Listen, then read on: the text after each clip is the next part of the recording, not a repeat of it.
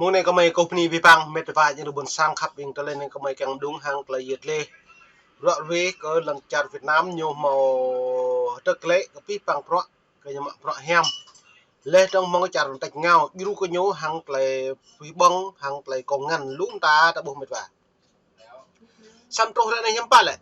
Mỹ bộ càng đội chung ô tự nhủ lê trong là sim lé vượt cật là bằng pol buồn hukum prong yun này lại nhớ đặc lệ như giờ này chương trình này trực tiếp lao này lại nhập đặc lệ này bắt đầu chia sẻ lệ từng hàng pre cái buồn sang nhớ thực lệ lên lại chặt cái mặt lặn lặn buộc lệ cái pi bằng pro cái nhầm mong ngạ tüm thôn xô rồi cao lên nhập đặc lệ pi bằng còn lệ này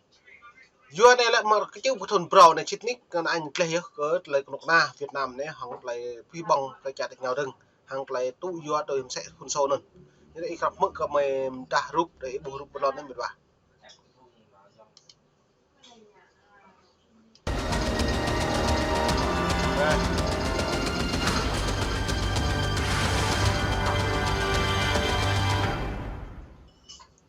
Đây bôi này. Xin kính chào quý vị khán giả của VTC1, Đài truyền hình kỹ thuật số VTC.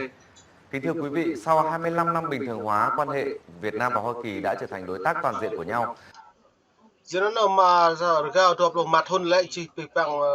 Việt Nam với Hoa Kỳ hàng lại xịm lé hàng lại đi ra luôn ta lại nhập tạc lại quan hệ song phương này nó rất là quan hệ song phương này lẽ nhưng bạn đã buộc dựa nó nhiều đài V1 này lại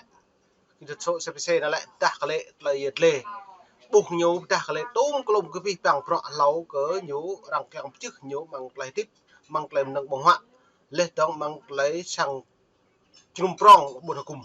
nên là em mới đứng cật lại mềm ta này lại như vậy này không chỉ thay đổi về chất, về tầm vóc và chiều sâu, mối quan hệ đặc biệt này ngày càng được khẳng định bằng lòng tin và sự hiểu biết lẫn nhau giữa hai quốc gia. Có thể nói quan hệ Việt Nam Hoa Kỳ vừa khác biệt vừa đặc biệt. Khác biệt lớn nhất là hai bên đã trải qua cuộc chiến vô cùng tàn khốc để lại hậu quả vô cùng lớn. cái bố lại cật lại nhầm hiệp nhưng khác biệt vô cùng như lại khác biệt là làng nhẹ thằng khóc đâm đạn lầu được cao của thôn chứ mà do nó ra đây lại trình như lệ mong thôn nhiều công kết lại chim lẽ hàng lại phi bóng lại công ngắn hàng lại nạ buồn sang rô này đây trình học mạc một lợi dạ hàng cái lại nó đâu xăm mốc pi bằng phật cái nhu lệ cứ bộ màu dạ xăm nhu rim thôn như vào ngày 30 tháng 4 luôn như lệ trong pháp trong Mỹ như có đi nào vậy cái này do nó nhiều bộ lại phải nhập này đã buộc ngược chiều nó yang buồn sang cột lòn dân lại tung cùng cái pi bằng phật hạt đấy cái nhom ta lấy trong hàng lại nhiệt lệ bố dự tôi hàng nhập ố đây còn phương đừng. Còn điều đặc biệt là sau những năm chiến tranh, cấm vận thù địch, thì những năm tiếp theo là phát triển vượt bậc về quan hệ và phát triển trong một khoảng thời gian ngắn. Đến nay, dù hai nước đã có hai chế độ khác nhau, nhưng bên này tôn trọng thể chế của bên kia, nhìn vào những lợi ích song trùng để cùng khai thác, cùng hợp tác. Nhìn về tương lai, tuy nó nên như lệ hàng này lại tiếp bình này như lệ tôi tập bol thua phổ trả là nhờ tiếp cặp hà hoặc lại hiện xong á mong trả này như lệ không tôi cứ hoặc là phải trả ti không mất cơ lại tiếp cái lần trả này rồi nó lại này đã bố đồng cùng những bạn lại coi nhiều tôi gút mà tôi coi nhiều một lệ nhiều một tôi gút ô nhiều tiếp kẹo tôi coi nhiều căng nhiều tiếp kẹo tôi coi nhiều mạo phá nhiều tiếp kẹo tôi lấy lần trả cái nhiều phủ bộ màu dựa hàng lại hiện hàng buồn cùng prong ô giờ nó tạo bốc mình bà dòng tới buồn sang lời cất lời như lệ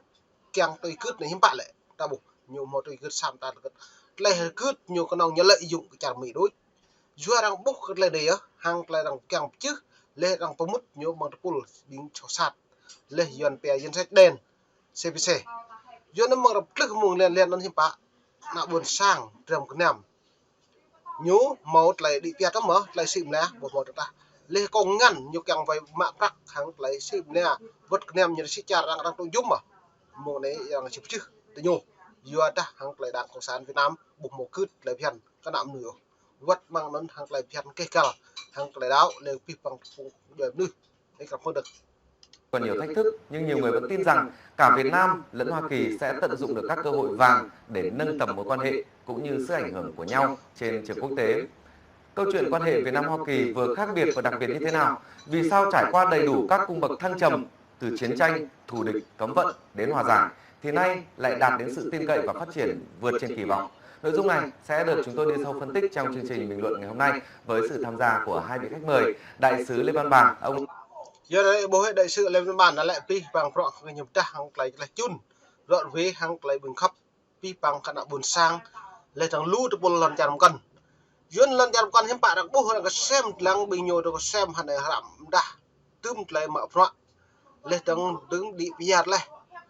bút thôn hoa phao này, do kết ta lệ phía bằng hàng lại phía mạ lại tiếp thôn phao này được thôn đi biạt đôi lại tiếp sắm đối với cái đảng cộng sản Việt Nam bù màu lại tiếp sẽ hơn liền luôn lên trong bự á còn lại lần lại dễ là lên nuôi một mà nập lên lần tập ngữ bự dễ là vật nuôi nhưng ngã sĩ thằng lại cao lên trong lại tiếp của nhau bằng màu cứt lại chân của tiểu chứ bây giờ tại mới đăng lại tua bố hàng lại chôn này đây mức gật lại rồi về gật lại sim lé giao dịch lại trầm cái ném lên thành phố đó sum ao sum rùm chân khó lúm ta như xuất khẩu chặt nhau hay này như ngưng chạy đi vi phạm lại phải buộc rút lo này và phát triển thương mại với các nước trên thế giới với Hoa Kỳ. Tháng 12 năm 2001, hai nước đã đạt được hiệp định thương mại mang tính bước ngoặt. Kể từ đó, thương mại song phương đã tăng 1.900%. Bố lẽ, vi phạm rõ như lẽ, lâu tí đi phía mạng còn lại xìm lẽ, lên trong hàng lại lùm ta, hàng lại học ạc, lại tốt ra đây hiếm phát lại nâng lại bộ màu cớ, họ đi phía tôi đừng đạt lâu. Do nó nhiều hàng này nhập tạc lệ, trăng lệ, về cái nạ buồn sang bố, lấy vật cơ bùl trăng từ nhiều thâu, nhiều dùa kết, nạ buồn sang, con ốc nà nhiều ngạ, bố thọ đi phía ô. Hiếm phát con ốc nà tùm chính thôi lại phiên, càng đi phía tôi đừng đạt lâu mà thốn từ bộ xa đi, tốt ra này. Nhưng mà này gặp hội đấng hàng lại miền Đông này. Từ 1,5 tỷ đô la Mỹ năm 2001 lên 30 tỷ đô la Mỹ vào năm 2013. Mỹ là một trong những thị trường xuất khẩu lớn nhất Việt Nam với các mặt hàng thiết bị điện tử như máy tính, điện thoại, hàng dệt may, giày dép.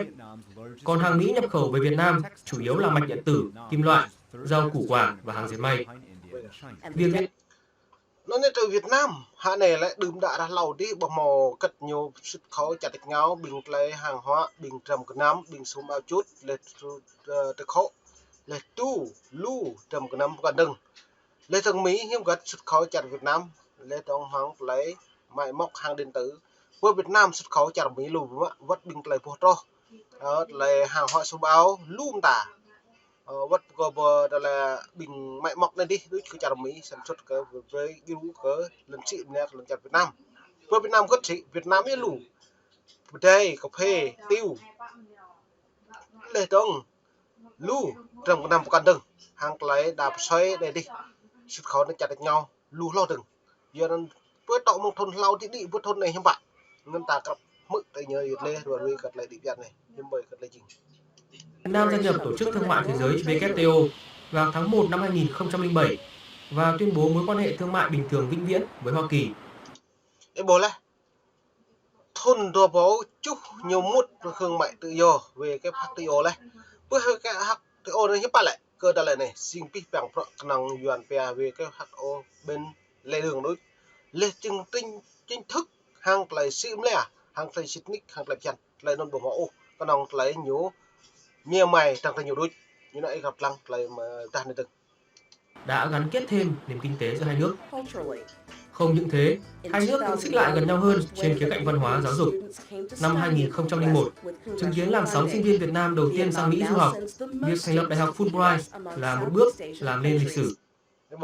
Lu như mạng nạo buồn sang như là làm chặt địch ngáo hàng lại mạng hàng lại hiền hàng lại cái cal như giàu lu hàng lại hàng lịch sử có lấy huyện Phun Khả giữa nó lại huyện Phun Khả này lu như pre nạo mạng thôn được sát lúc này hiện bạn chính trị trang bình nó lại nó bộ màu tụ dừa còn lần chắc cái như bố dừa ta dừa vượt lại này là bây giờ dừa cái nạo buồn sang dừa cũng có na tôi như bố hàng lại bộ thầu ngã để đi ra hàng lại bằng ngăn sun đang tôi như bố hàng lu pre đang gặp do thiết lập mô hình đại học tư thục mới ở Việt Nam. Những dioxin tại sân bay quốc tế Đà Nẵng triển khai từ tháng 8 năm 2012 đến tháng 11 năm 2000. nó biểu xin lại đừng đã ra lâu tích lại là trong phát trong Mỹ như lệ hai này hiếm bạn tôi biểu xin vẽ này Đà Nẵng sân bay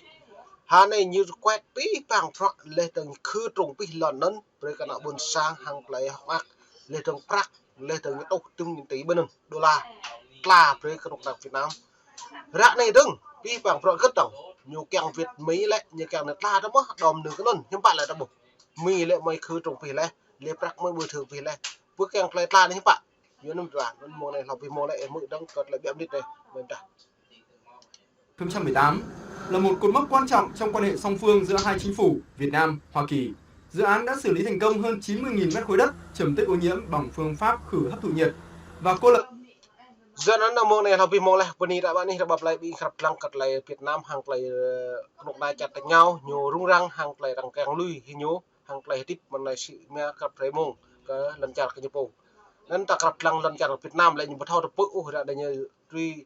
lăng cái pi bằng tươm hàm a thì bọn kêu hàng lấy tiếng hàng lại bạ vạ hàng lại buồn cung rong nhưng bạn lại như gì bên đã bạn đi bập lại